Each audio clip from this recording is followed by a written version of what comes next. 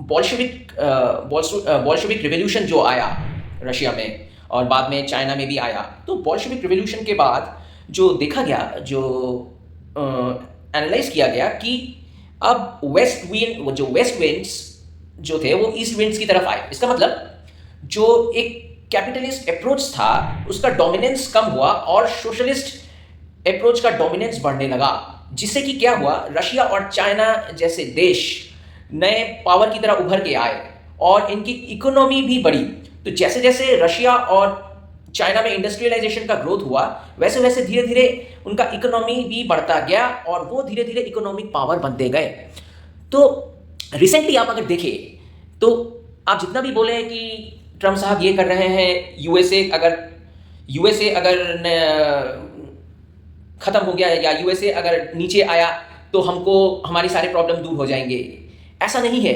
Recent last 10 to 15 years देखिए, China भी कहीं ना कहीं बहुत डोमिनेट कर रहा है। हर फील्ड में देखिए चाइना कब्जा करके बैठा है, हर जगह इन्वेस्टमेंट करके चाइना हर चीज को, हर बिजनेस में, हर सेक्टर में आगे बैठा हुआ है और किसी को आगे नहीं आने दे रहा है। तो यही चीज चल रहा है। तो चाइना का डोमिनेंस धीरे धीरे बढ़ता जा रहा है। तो मैं यही कह रहा हूं, ये जो ट्रम्प साहब ने जो किया, सब लोग ट्रम्प साहब को बेवकूफ बोल रहे हैं, उनको कुछ नहीं पता।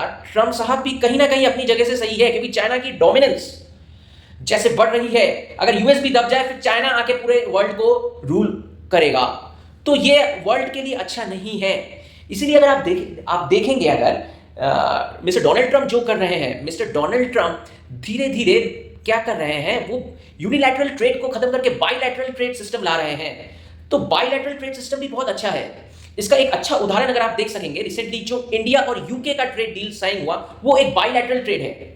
तो उसमें कह रहे हैं, ये दिखाना चाह रहे हैं, कोई भी किसी देश के अगेंस्ट में नहीं है, लेकिन हर देश हर कंट्री के साथ अपने फायदे के लिए वो ट्रेड कर सकता है।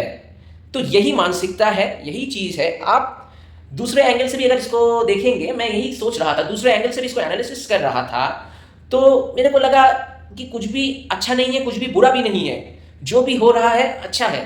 क्योंकि चाइना का भी एक्सेसिव डोमिनेंस जो ये रिसेंट ईयर्स में बढ़ रहा है, वो भी एक सोचनीय बात है कि अगर सब यूएसए का पावर कम हो जाए तो चाइना भी वैसे ही डोमिनेट करेगा। और मैं किसी इज्म में विश्वास भी नहीं रखता हूँ, कैपिटलिज्म में भी नहीं, कम्युनिज्म में भी नहीं, मैं किसी एक्सेसिज्म में विश्वास नहीं रखता हूँ, मैं बैलेंस्ड अप्रोच में विश्वास रखता हूँ। तो मेरे को ये भी लगता है कहीं ना कहीं इससे पूरे दुनिया में एक बैलेंस अप्रोच भी आ सकता है, अगर दूसरे नजरिए से देखें और सोचें।